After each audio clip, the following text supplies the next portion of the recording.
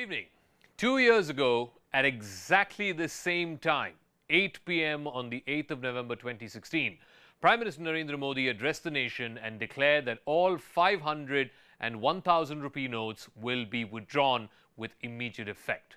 What followed was 50 days of endless queues in front of banks and ATMs, the Aam Aadmi hunting for cash. 2 years on, the jury is still out on demonetisation, but the politics has been reignited. Today, there was yet another face-off between Finance Minister Arun Jaitley and former Prime Minister Dr. Manmohan Singh. Here's an attack, counter-attack, sort of reconstruction of what exactly happened. Jaitley put out a blog this morning where he defended demonetisation, saying that the biggest gain of the exercise was the formalisation of the economy. Manmohan Singh's press statement said, and this was a charge that he made, that the scars of demonetisation are more visible today than at the time of the announcement 2 years ago. Jaitley's defence says that demonetisation helped expand the tax base, and one figure that senior government functionaries have been repeatedly saying is that the tax base, the number of people filing taxes, has doubled almost in the last 4 years. Manmohan Singh claims that demonetisation was an ill-fated, ill-thought-out exercise which led to the death of over 100 people. Jaitley's defence that demonetisation resulted in action against violators. There are 18 lakh suspicious bank accounts on whom action has been taken because of suspicious deposits during the 50-day period of demonetisation. Manmohan Singh, on the other hand, says that demonetisation unleashed havoc on both the economy as well as on society. Now listen into political reactions that have been coming on demonetisation on exactly its second anniversary. 500 रुपए और 1000 रुपए के currency note legal tender नहीं रहेंगे. The taxpayer had to pay not only his own taxes, but in order to run the system of governance, also pay the share of the evaders. And hence there was a need to formalize the Indian economy. The consequences of demonetization have been catastrophic. Millions of people were pushed into debt. Millions lost their jobs. दिन की आमदनी वो करते हैं अपने परिवार के पालन पोषण करने के लिए, वो सब लोग बर्बाद हो गए. For the people, it has only meant an unmitigated disaster. None of the targets have been met, either of the GST targets that they have brought in. They are only tom-tomming, the numbers have increased.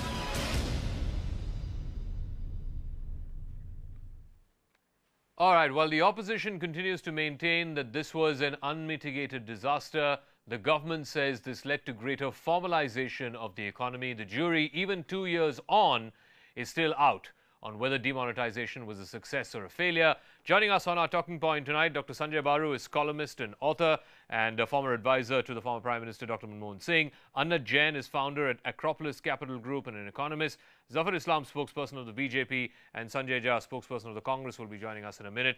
Let me start with you, Zafar Islam. 2 years on, the Congress party, most economists are all saying that the three stated reasons when the Prime Minister addressed the nation at exactly this time 2 years ago, when he said that the three stated objectives, curbing black money, curbing counterfeit currency and controlling terror funding, have not been achieved. 2 years on, why don't you and your party admit that demonetisation was indeed a failure?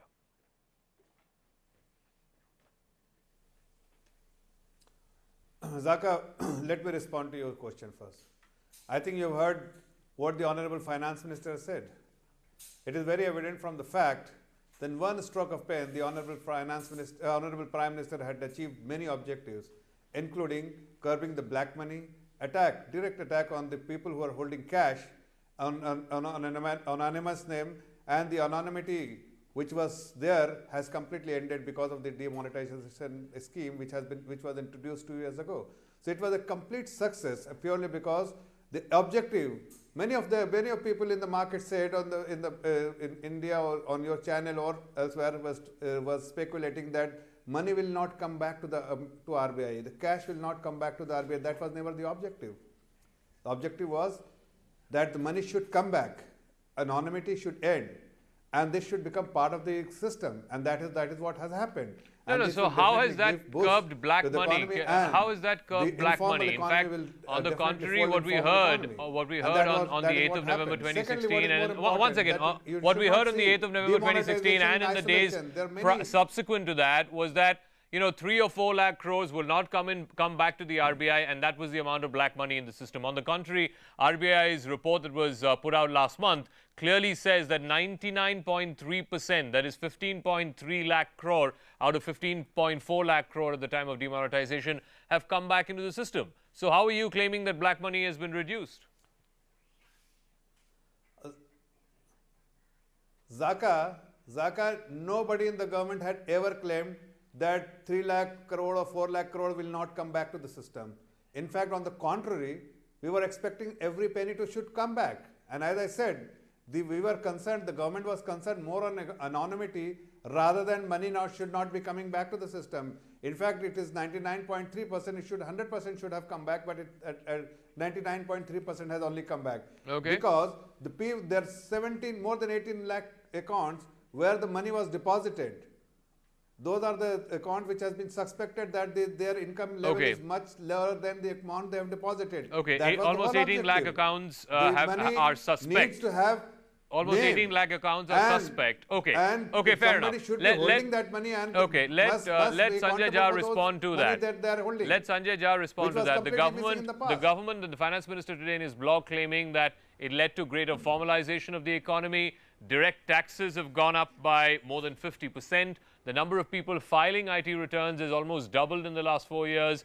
Aren't these concrete fallouts of demonetization?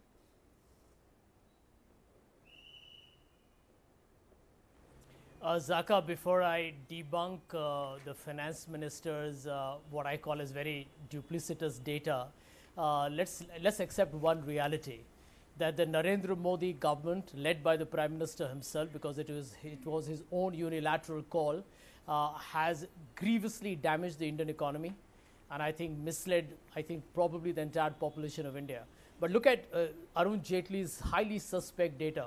The currency in circulation today is already up by more than 20% than what it was during the time of demonetization. Look at the amount of money that is being withdrawn from the ATMs. Even that is up by nearly 10%. So what are we talking about? So the truth is that end of day, if the government was expecting 3 or 4 lakh crores of black money, and that was a reasonable estimate, because those were the seizures made by the income tax and cash was being held by people in households and offices, where did that money go? I think the fundamental question, Zaka, that we need to ask is, was that money tipped off and therefore the black money was converted to white? Which is why I think Arun Shuri himself called it, and we agree with that, as the biggest money laundering scheme since independence. So if you are saying, if you are saying, Sanjay, if you are saying that this 3 or 4 lakh crores, which everybody said would be the shortfall, and that's somehow come back into the system, if 99.3% of the value of the currency has come back into the system, how then do you explain the 18 lakh suspicious bank accounts which have been frozen and on which investigations are on right now to find out how is it that they were able to deposit such high value amounts during the time of demonetization? How do you explain that? Let me answer that. You know, Zaka, this is the political spin being given by the BJP. Now, the truth is, and you know it, even an elementary knowledge that anybody has, he will tell you that if somebody has genuine black money, they're not going to put it in a formal bank account. No way. Because they will invite an income tax investigation with some serious consequences. Now, what the government says is, you know, we got these 1.18 lakh crores or whatever they're talking about, some ridiculous number. They're talking about 3.6 lakh crores in 18 lakh accounts. The truth is, these are suspect, kind of transactions, maybe in the eyes of the government. How long will it take to resolve them? I mean, they are going to go through a very, rigorous process of, they'll be contested. It will take some time. To the income tax tribunal. Maybe even some years. They will, in fact, go to courts. Dr. Sanjay They Baru. never see the light of day. Dr. Sanjay Baru, one of the other successes, according to the government, and this is part of the formalization of the economy. Once again, I'll come back to you, Zafar. Dr. Sanjay Baru, this is again part of the formalization of the economy. The number of debit cards has gone up from 74 crore to 116 crore. The number of POS terminals has gone up from 15 lakh to 33 lakh. The number of debit card transactions has gone up from 14 crore to 36 crores, and so have online debit card transactions. The government claims that this is a fallout of greater formalization of the economy that was brought about by demonetization. Do you buy that argument? Look, I mean, first of all, I do think that there's been a greater formalization of the economy. I mean, we do see in our own day-to-day transactions, more and more people are using credit cards or debit cards, and there is an increase in the formal economy. But the formal economy is still a small part of the total economy. As far as the numbers being given by the finance minister and the government are concerned, I don't see any reason to suspect these numbers. I mean, these are all official data. These can be verified. For me, what is fascinating, I mean, I look at, from day one, in fact, I wrote immediately after demonetization 2 years back, that I see this partly as a political intervention and only partly as an economic intervention. The political intervention was meant to change the image of the government as one fighting, the black economy and fighting those who are not declaring their incomes and putting some fear into people. Some of those targets have been achieved, not entirely. So I don't think it's a 100% success, but certainly there is greater formalization, and the data suggests that more and more people are in fact now putting their money in bank accounts, etc.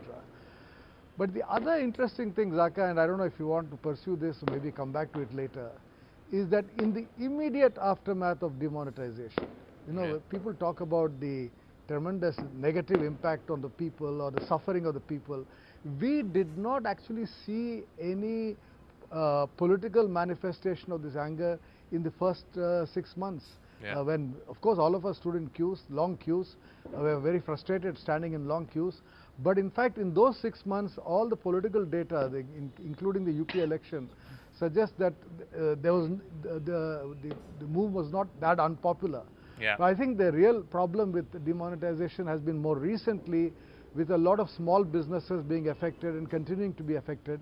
But that is also because many of them still remain outside the formal economy, and many of them still use cash for their transactions. Okay. So in a sense, you're putting pressure, and that upsetting people because they're being forced to come into the formal economy. Okay, that's an interesting point you made about the political intervention. I'll come back to that in just 1 second and ask both the political spokespersons to respond to that who are on the panel tonight. But Anna Jain, we talked about the formalization and the formal economy. What about the informal economy? One of the greatest negative fallouts of demonetization has been what it's done to the informal sector. The Center for Monitoring Indian Economy estimates that at the very least 3.5 million jobs were lost because of demonetization, and the labor force reduction was to the tune of 15 million people.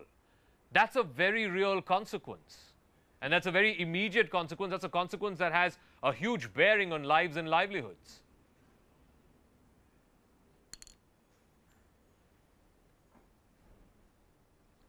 Well, if you have an extraordinary step of the type that demonetization was, then there have been tremendous costs and there have been tremendous benefits.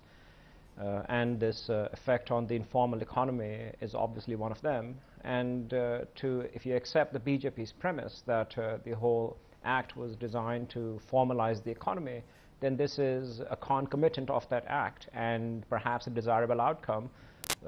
Naturally with intermittent and with the intermediate suffering. Now, the point is that the Congress is not inaccurate in saying that there have been costs. And the BJP is of course right that there has been a formalization of the economy, and those numbers are hard to disprove.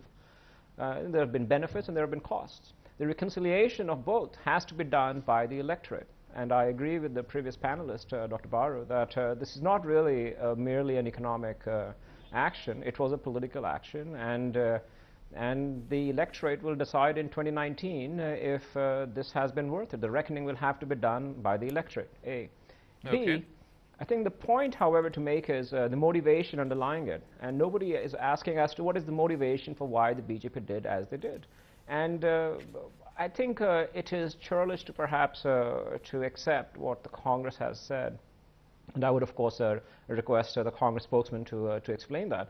As to that there has been a financial scam, a motivated financial scam to launder money knowingly by Mr. Modi. And if that is true, and if the Congress has evidence to that, then they should present it to the nation, so that the nation should know if something of that nature has indeed happened. I will put that. Something like this, as your panel that discussion says, the jury is still out. I will put that to Sanjay. My only limited question again to Zafar Islam is on the impact that demonetization had on the informal sector, because that was what got really hurt the most. In Tirupur alone, I'm told that 50,000 units shut down. In Surat, the manufacturing of yarn per day has come down by half. And the effects of much of that are being visible now more than it was before in the immediate aftermath of demonetization. If more than 80% of jobs in India happen to be in the informal sector, and if 3.5 million people lost jobs because of demonetization and the labor force reduced by 15 million, isn't that something that you worry about? Jobless growth that people have been talking about for some time now?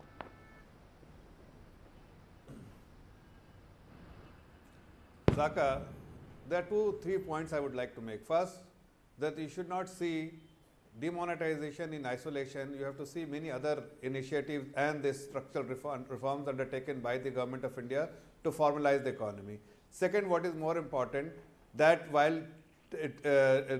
demonetization scheme was introduced, the remonetization, as I said earlier, the idea was not that the money will not come back to the system. We wanted to address the root cause of anonymity, which has been addressed, and the remonetization was done to ensure that the people who are doing the informal Zafar, you went from too much dependence on cash to cashless to less cash. Now, the RBI's data, the RBI's report from last month says that the money in circulation is almost 18 lakh crores. That's about 4 lakh crores more than what it was before demonetization. There is more cash in circulation out there today than there was 2 years ago. Zafar, I mean, please explain this to me. You went from too much dependence on cash, too much cash to GDP ratio, to cashless economy, to less cash economy, to today the RBI saying there's more cash in the system. There's almost 18 lakh crores of cash out there compared to the 15.4 lakh crore that was demonetized. Let me respond to you. See, less cash economy does not mean that the cash should completely end from the system. You need to have cash in circulation, whether percentage of GDP has increased or slightly or has decreased is not, it does not impact. What is important for us to realize that the anonymity we have been able to put an end to anonymity. That is something which is the objective which we wanted to achieve. Cash in circulation is there. If now let me get Sanjay Jha to respond to the political point, and I think Dr. Baru is right. Then because now with the benefit of hindsight, we can say that demonetization was not just an economic exercise. One second, Zafar, let Sanjay come back into the political question that was asked. Demonetization was not just an economic exercise, it was also a political exercise. And there is no evidence to prove 2 years on, after all that hardship, after over 100 people died, Sanjay, there's nothing to prove that politically people did not side with the Prime Minister on this. It was a political intervention, and people liked the fact that here was a man who came out and tried to change the system by taking such a bold move, number one. Number two, he got the political benefits of it. In Uttar Pradesh, they certainly won. Gujarat, they won. The BJP has been winning election after election, validating that the underlying message, one of fighting corruption, has been bought in by the electorate, or at least a significant part of the electorate.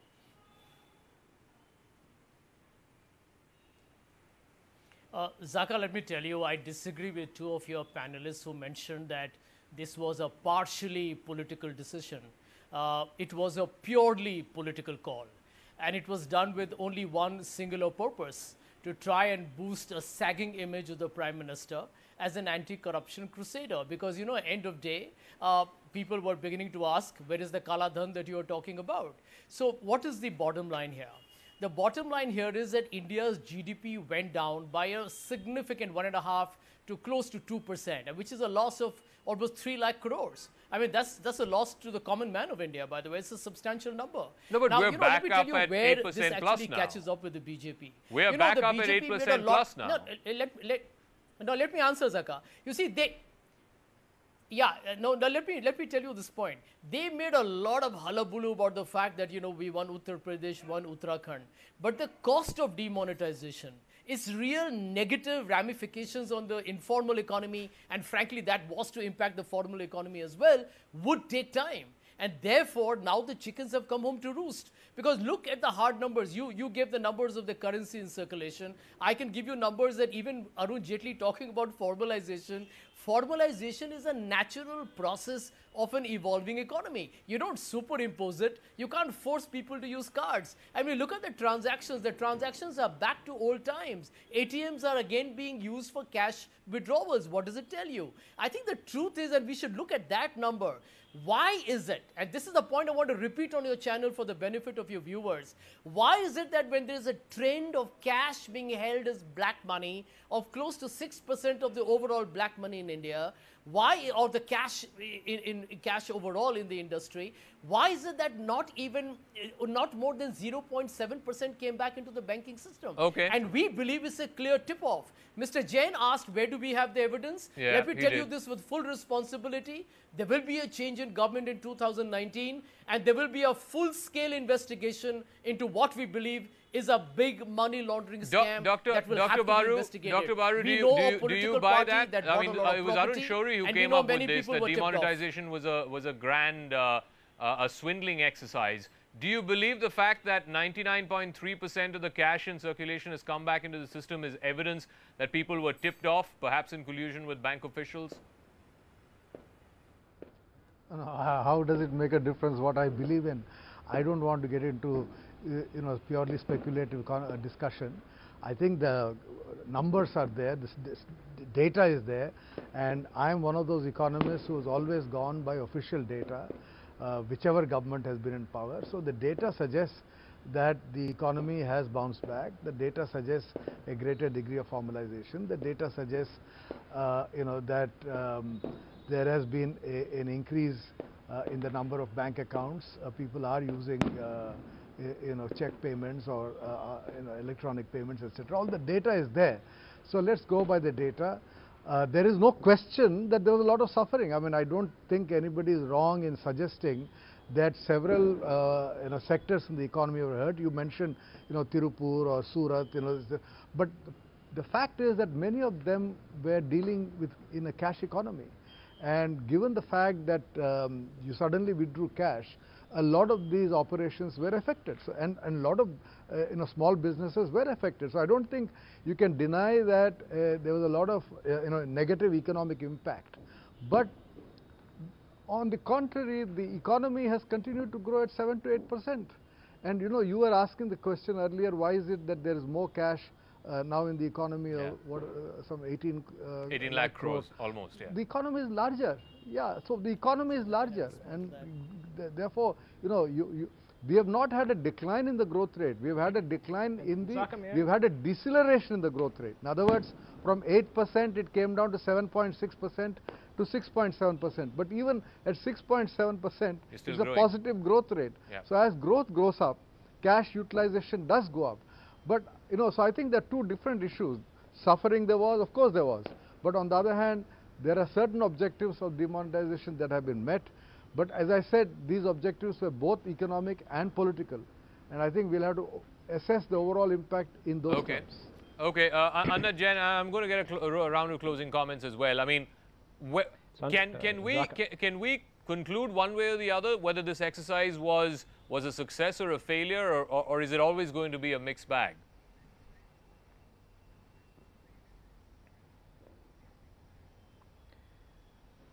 I think if everyone had known then what they know now, it is perhaps unlikely that such an extraordinary step would have indeed been taken. But that doesn't mean that this was a mistake. What has happened now to the country is, and I saw an interesting graph somewhere on the net, that the entire, when you have a momentary dip in the growth, But now the entire trajectory of growth has shifted by a few basis points up because of the quote-unquote formalization in the economy, a permanent expansion in the tax base, which allows the government to have a greater amount of revenue for its needs. A. B. I think in the end it is too soon to tell, and we will find out in 2019 what the country thinks about this. Okay, Zafar Islam. Again, one of the data points that's always repeated by government is that direct tax collections have gone up and the number of people filing IT returns has gone up. In fact, the number of people filing IT returns is almost 7 crores, twice that it was in 2014. But that's, again, a consequence of the economy growing. More people having more income, more people showing willingness to declare that income, more formalization. And in any case, this was never mentioned even once by either the Prime Minister on the night of 8th of November 2016 when demonetization was announced, or even for that entire month of November. It's only much later, I think in December or in a blog post by the Finance Minister, that they said, okay, tax collection is also one of the intended fallouts of demonetization, objectives of demonetization. No, Zaka. See, some of the objectives the Honorable Prime Minister had mentioned in his speech, but there, as I said, there in one stroke of pen, he wanted to achieve many objectives, and indeed he has achieved. It's a big success purely because, as you rightly mentioned, the tax base has improved, the digital transactions significantly improved and gone up. Secondly, the formalization, the objective of the formalizing the economy has also been achieved. As a result, the tax collection has gone up. The tax collection has gone up even in this year 20%. The tax to GDP, indirect tax to GDP has gone up by 1% from 4.4% to 5.4%. All the macroeconomic parameters looks great. Even the objective of the government to formalize the economy has been validated by the rating agency, because the upgrade has been done by the rating agency subsequent to the demonetization scheme. Overall, everything has been achieved except the Congress party and the Honorable ex-Prime Minister of India, Mr. Manmohan Singh, is a great economist, and we all respect him. But when he becomes a spokesperson of the Congress party, he criticizes the government and makes a statement which does not suit his stature and his credentials, purely because he was talking about 2% deceleration, and in fact it never happened. Again, you're still not answering my question. We're still growing at 8% plus. We're back to growth levels that were seen pre-demonetization. Higher revenue, the pain of demonetization, temporary as it was temporary. We're now back on a different trajectory. Why are you still saying that this was an unmitigated disaster? Why don't you give credit where it's due?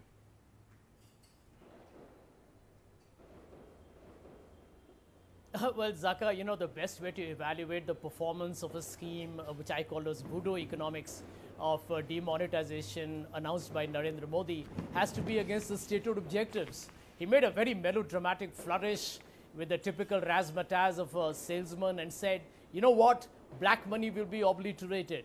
Narendra Modi scores an F grade. He said terrorism will go. He scores an F grade. He said Naxalism will cease. He scores an F grade. We know what's happening in Chhattisgarh. He said fake notes will vanish. He scores an F grade. He says counterfeit currencies, etc. will not happen anymore. He scores an F grade. I mean, suddenly there's a new benchmark. What is that called? Formalization, digitalization? That is inevitable. I can tell you that in 2013, income tax returns were up by 38%. Between 2016 to 17, they are up by 26%. The economy grows, people pay taxes. I mean, you basically make your governance more transparent and efficient.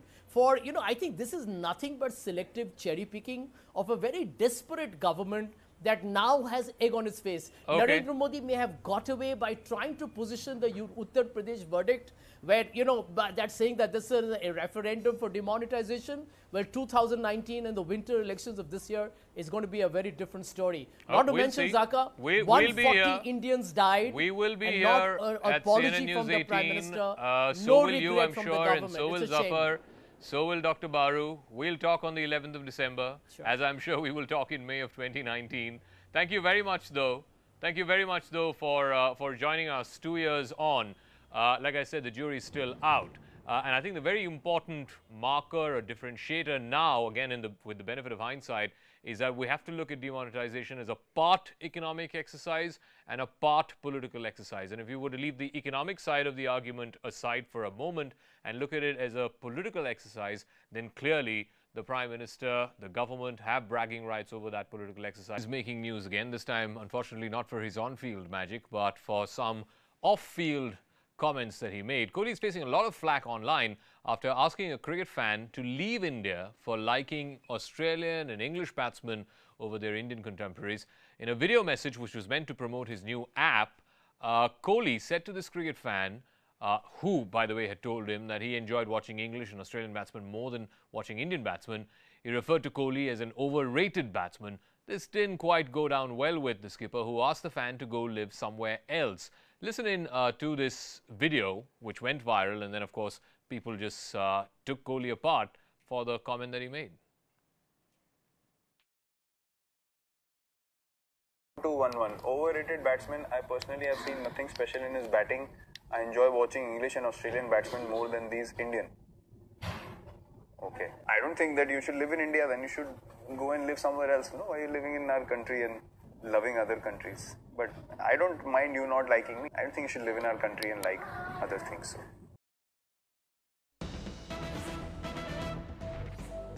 Now, here's the interesting thing. That video that was put out some time back, it went viral, people started taking him apart, and now he's tweeted in response to the backlash that he's been facing for the last 24 hours or so. This is what he has tweeted just now, a bit ago, saying, "I guess trolling isn't for me, guys. I'll rather stick to getting trolled. I spoke about how these Indians, in quotes, was mentioned in the comment, and that's all.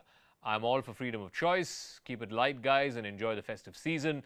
Love and peace to all." So this clarification on the back of some pretty bad trolling there for Virat Kohli for comments that he said, which maybe he thought it was funny, but it clearly did not go down well with a large number of folks online. 01204341895 is the number you need to call on.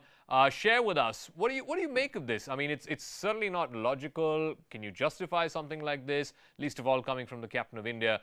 Let me go across to Gaurav Kalra, our group sports editor. We're also joined by Dr. Syed Abbas, IPL anchor. I mean, what was he trying to do? I mean, was he trying to be funny? Was he trying to be dismissive? Or clearly it's a stupid thing to say. I'm not sort of stupid, Zaka. I think it's just the informality of the occasion. I mean, he's sitting and, just looking at his own app. He's getting comments in. And perhaps at the top of his mind, it was just something that he said as an instinctive kind of reaction in a sort of half zestful, half sort of joking manner, if you like. And I don't think he imagined it to be ever becoming anything very serious. I don't think the intent there was to run down the person who was making the comment. He was, I think, a little bit upset, like there's in his clarification, about the fact that he uses the word "these Indians," which sounds a little pejorative. It says, well, these Indians, it's a slightly dismissive term to use. Well, if we are these Indians, as Kohli imagines it to be, then he advises this fan. But tell me this, how does this work? He's launching a new app, right? Yeah. Obviously, he wants people to come there and download it and use it. He makes money out of it, obviously. Doesn't somebody vet this before it's put out there? Yeah, I think that what would have happened, Zaka, is that they would have looked at it as a kind of an easily made comment, which wouldn't have really attracted. These days on social media, and you know this, Zaka, that sometimes things catch a little bit of a firestorm without you imagining this would be the consequence of it. I think it's quite a, well, I don't know if it's a clarification, but the tweet he's put out now actually gives you an insight into the mindset. I think it's a little bit of a storm in a teacup really now, because he's not made these comments in the same way that you would imagine, very strong, opinionated people who do on political issues and things of this kind. For instance, we go to Pakistan, things of that nature. I don't think it's anything to do with that. It's kind of slightly dismissing the point of view of that fan and saying, right, and he makes the point, Zaka, that sure, you don't like me batting, that's fine, perfectly understandable, and that's fine. But if you find these Indians not attractive, then maybe you should not be. No, but Syed Abbas, the go to Pakistan, I was waiting for that phrase to come. Somebody had to put that out because that's a phrase that we've been hearing, particularly so in the last few years. And a lot of people on Twitter are trolling Virat for saying that, look, this is perhaps the cricket version of saying go to Pakistan. I mean, just because I don't like Indian batsmen, or I like English batsmen and Australian batsmen more than I like Indian batsmen, that doesn't mean I have to leave my country. Zaka, the trolling today is such an extent that anybody can go crazy. I'll narrate one beautiful incident which occurred. At this time during the IPL season, RCB 2 players, Chris Gayle and Virat Kohli, were in top form. So I asked Virat Kohli, how do you feel? Fans are going crazy for you. They're going berserk for you. He said, fans, you win, they go crazy. You lose, they go crazy.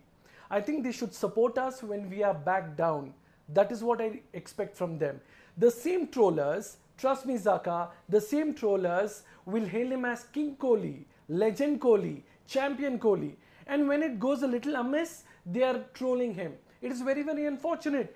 Unfortunately, his beloved wife, Anushka Sharma, also happens to go through the same exercise daily. He scores a century, nobody asks for Anushka Sharma. By chance, if he gets out on a single, he's over and done with. I think we need to respect the legend here. Fair what enough. Virat Kohli is, a national pride of India. I think that needs to be considered. I think we're missing the point here. I think somebody needs to put this into context. And Gaurav, is it not a fair question to ask? Isn't this the cricketing way of saying go to Pakistan?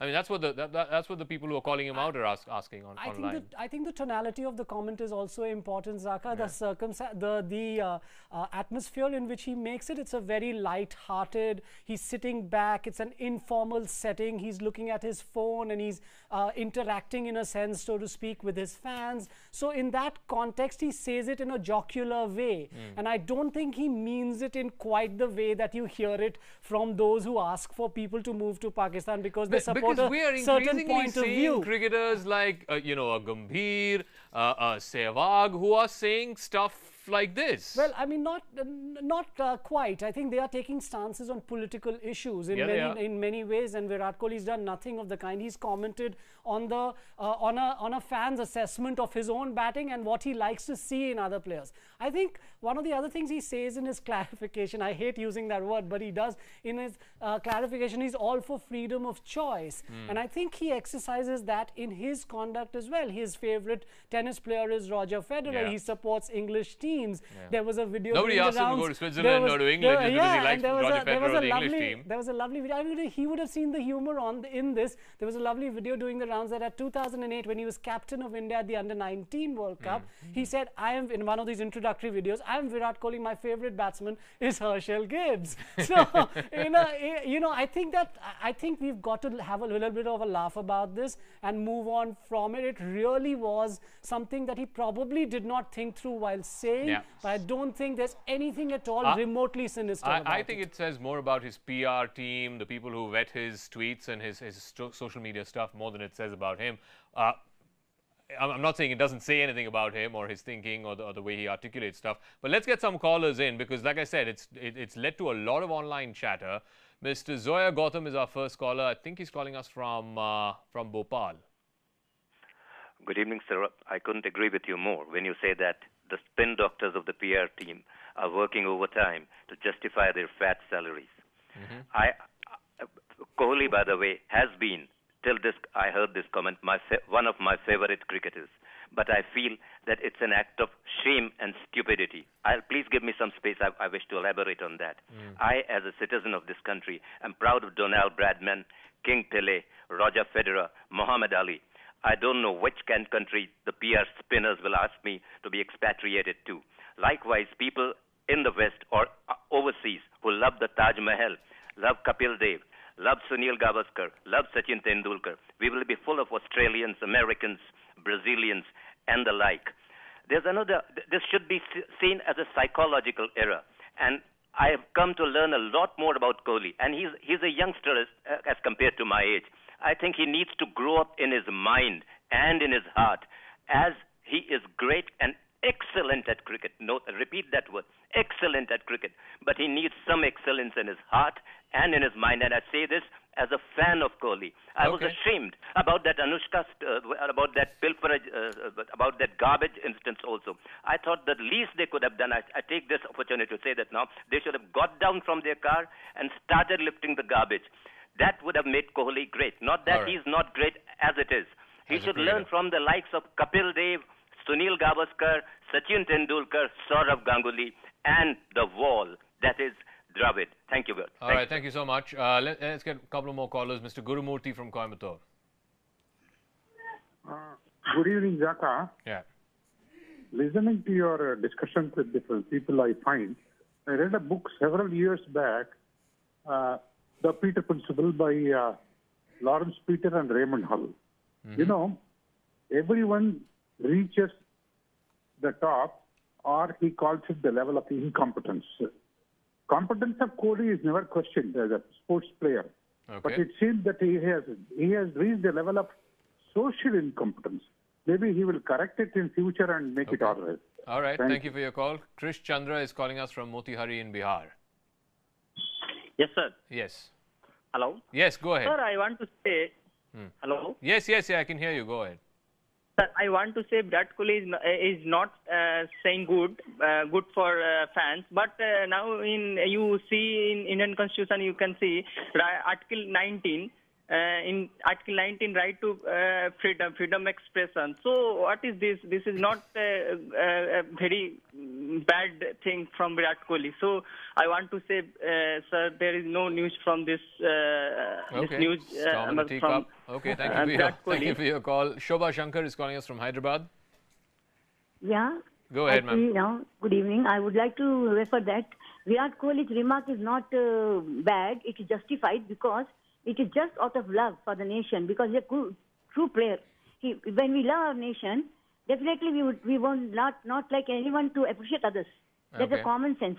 You see, when you belong to some family, if your own son likes some other mother, then definitely you will not obey him, no?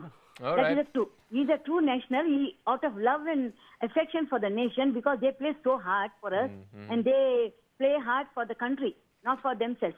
Okay. So his remark is definitely justified. All right, thank you for your call. Love he is studying. It doesn't mean that definitely they must leave the country. The other thing that I think one of the callers touched upon this is, we know that a lot of these cricketers are cocooned. I mean, they're sort of surrounded by their people. I know a lot of them don't read the newspapers or watch television. Perhaps, not to get distracted by the greater responsibility that they have. How much of that contributes to this? Yes, there is see now, a cricketer is a cricketer, yes, an exceptional sports person, but also a famous person. And being a famous person in India comes with its own ecosystem. It comes with a surround sound now, almost a protective ring around you, Zaka, which means that your interactivity with the real world is that much more reduced. It's very different now than it used to be a few years ago, when cricketers were real people with interests in things outside of these things. But I think some of these comments from our callers, let me say, Zaka, are a little overstated. At the end of the day, the guy is not a public servant. He's not a politician. He's not responsible in any way for social discord in India. He's not responsible for economic welfare. He's a sportsman. He plays cricket. So he's not necessarily going to measure all his words. He's a private individual. He's made these comments in a sort of informal atmosphere, and he's done that, and he's out of it by saying, I'm all for freedom of choice. I think any one of us, Zaka, you're a sports fan, any one of us who follows sport understands that sport is, we tend to make it too nationalistic. It isn't. One of the great joys of sport is to be able to support players and teams from around the world. Absolutely. Growing up in the 80s, my favorite team was the West Indies. I enjoyed watching them beat India. That doesn't make me an anti-national, and that doesn't mean I should be going to Pakistan. I love the Pakistan team of the 1990s. Exactly right. The Imran Khan side. And so I think that some of this comment is a little overstated, and I really feel now that he's issued this clarification. This should really just go away. So Syed, where do you see this? I mean, do you see this? Do you see this sort of going away, or do you see this having an impact on Kohli, like the way we saw, let's say, in Amir Khan, the comments that he made? People started going to the brands that he endorsed, and they started downgrading the app and so on and so forth. Do you see that happening with Kohli? Well, I don't see that it happening that way. Normally when I see Kohli off field, he's very calm, very composed, very well conducted. But there is this emotional side of him which tends to take over. He's a player who is all heart, no doubt. What he's tried here is, he's always been trolled. So this time he gave it a shot at trolling. He was actually trying to troll the fan who posed that question or made a statement, but it backfired. And what a way to backfire. So that is the exact clarification he's given out in the tweet. It's basically that outpouring of emotion that he has, the person he is, which he couldn't really tend, and the way it's come out, it gives it a very ugly side to it. But I think we should look more ahead. We should look at his cricketing, and we should let this episode pass by. Okay. So, Zaka, can I just make a quick point? The unfortunate outcome of something like this is that already cricketers, Indian cricketers, are very guarded in their media interactions. At press conferences, they deal in cliches, banalities. They always measure their words because they know that sometimes these things get interpreted in various ways. Now, with incidents like this, they'll be even more tempted to go down that route. Say a lot, but say nothing. Say only what's required of you, and that's going to keep the discourse to a point where we are not going to actually get ever into the mind of these sports people, and that's unfortunate because you do want to hear Virat Kohli speak openly and without fear about issues. I'll just get to that. I mean, to just draw comparisons with, say, the Rahul Dravids and the Kumblis of the world who had other interests and who were very articulate about those other interests. Let me get some more callers in. Nizamuddin Sheikh all right, we've lost Nizamuddin Sheikh. Let's get one more caller in. Dr. Gupta is calling us from Chandigarh. Dr. S.K. Gupta. Hello. Yes, go ahead, Dr. Gupta. I can hear you. Good evening. Yeah, I don't find anything wrong in it. He's absolutely justified. He's an icon, and his teammates and he himself leading from the front. So this is just blowing out of proportion. It's not a formal kind of interview where one has to be very careful about each word spoken for. Therefore, I fully support Virat Kohli, the kind of honor, the glory which he has brought to the nation, to our society, to our country. I mean, it's just moving out of proportion. Okay, so thank you. Thank you, Dr. Gupta. Raghuram is calling us from Pune. Raghuram from Pune. Yeah. Yeah, go ahead. I can hear you. Yeah, while we understand that Kohli might have told this and might have jumped his gun, but the very important point, the very important point which we should understand is the very impromptu reaction, basically coming from love for India, and he's playing for India. And somebody, what we saw is giving an references that even. The foreign players loving Kapil Dev and all. That's all very natural. But a fan is giving a direct response to or an intimation to Kohli that he would like to love Australia or Australian players rather than India. Might have created this response to him. All right. And I appreciate Kohli's views. All right, Raghuram, thank you for your call. Let me get one more caller in, Mr. Nicholas from Mumbai. Mr. Nicholas. Yeah, see, I would like to say that Kohli is the captain of India, and he's been idolized by many people in India. Nowadays, it has become a trend in India that if anybody disagrees with the official end, then leave India. I mean, who gave him the right to say that? Okay. I mean, are we subjected to the this is that underlying principle that if you speak against Indian captain, it tantamount to speaking against India. These kind of notions, these are all. Strange, and you can't appreciate a detractor. There can be detractors. Even Mother Teresa had detractors. Even Lord Ram had detractors. So he will naturally have detractors. Okay, thanks for your call. Mr. Damodar is our final caller tonight, again from Mumbai. Mr. Damodar, can you hear me? Go ahead. Yeah.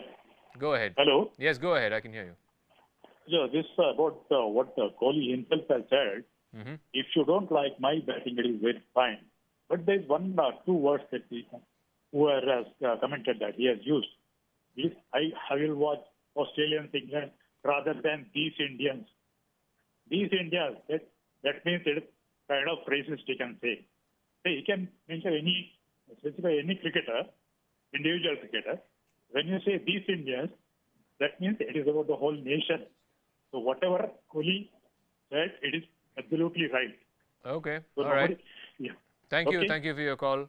You think there was I don't want to use the word racist, but a sort of a derogatory sort of connotation to the use of the phrase, these Indians, and that's why he said what he said? Well, he seems to have been set off by that phrase. At least that's what he says in the tweet that he's just put out, that phrase meant these Indians, categorizes Indians as a sort of broad category, and as a result he felt like he needed to counterpunch, and so his counterpunch turned out to be what's caused this what's caused this entire fracas. But I think that it's reached a point where, like I said, Zak, I think the unfortunate fallout of this will be in his public speaking on issues of relevance from here on in, because he sees that as a figure of such prominence in India, and something that and someone whose every move is so minutely dissected, he's going to feel that much more contained in his comments, and that's the unfortunate part of it, which means that you're not going to have as much subject material, Zaka, for shows of this kind. I'll reserve judgment on that count, because they're going to Australia, and we know Virat Kohli in Australia, and it doesn't take too much to rile him up. Zaka, we'll see. You've already expressed your fascination for the Pakistan team, so book your ticket and you're off to Pakistan now. No, that was the team from the 90s, not quite the current one. Thanks for joining us, Gaurav and Syed. I'm completely out of time. But like I said, it could well be that one of the fallouts could be that he could get closeted in a lot more and be a lot more safe in his public interactions and his press conferences. We'll see how it goes in Australia. Thanks for tuning in. Bhupin Chaubey is coming up with Viewpoint on the other side with a mega exclusive, a man that we last heard of from back in August. Mehul Choksi quietly has gone about getting Antiguan citizenship. We have an exclusive picture of him going about buying groceries, and what that means politically. That's coming up on Viewpoint.